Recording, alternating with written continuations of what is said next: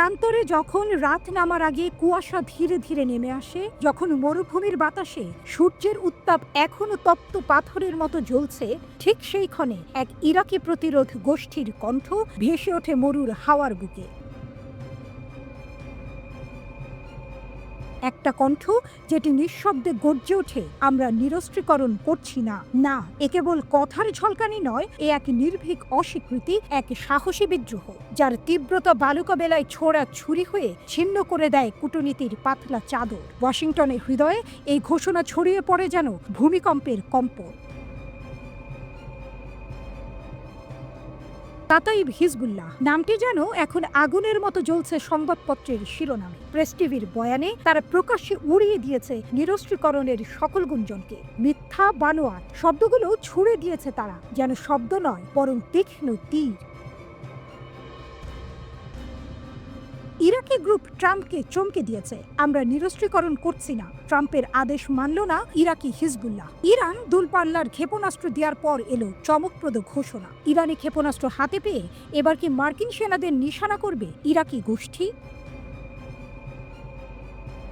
Press TV জানিয়েছে, ইরাকের একটি বড় গোষ্ঠী এমন খবর প্রত্যাখ্যান করেছে যে তারা অস্ত্র নামিয়ে রাখার প্রস্তুতি নিচ্ছে। কাতাইব হিজবুল্লাহ প্রকাশ্যে বলেছে তারা নিরস্ত্রীকরণের খবর অস্বীকার করছে এবং এসব খবরকে তারা মিথ্যা ও বানানো বলে দাবি করেছে।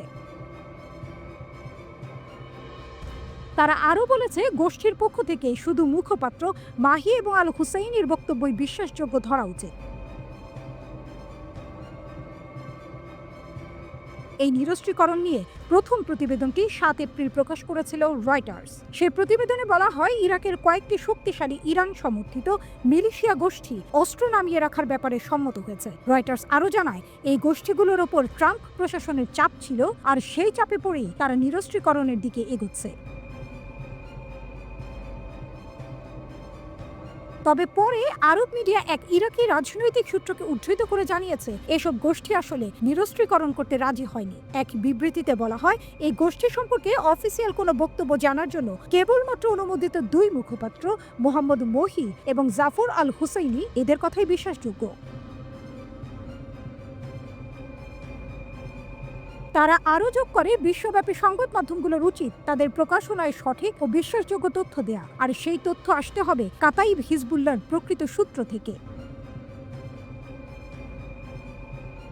গাজা যুদ্ধ শুরু হওয়ার পর থেকে ইরান সমর্থিত প্রক্সি গোষ্ঠীগুলো মধ্যপ্রাচ্যে মার্কিন ও ইসরায়েলি ঘাঁটির ওপর হামলা আরও বাড়িয়ে দিয়েছে। কাতাইব হিজবুল্লাহর এই সর্বশেষ বিবৃতি এসেছে এমন এক সময়ে যখন খবর উঠে এসেছে ইরাক ইরানের মিলিশিয়া গোষ্ঠীগুলোকে অস্ত্র সরবরাহ করছে।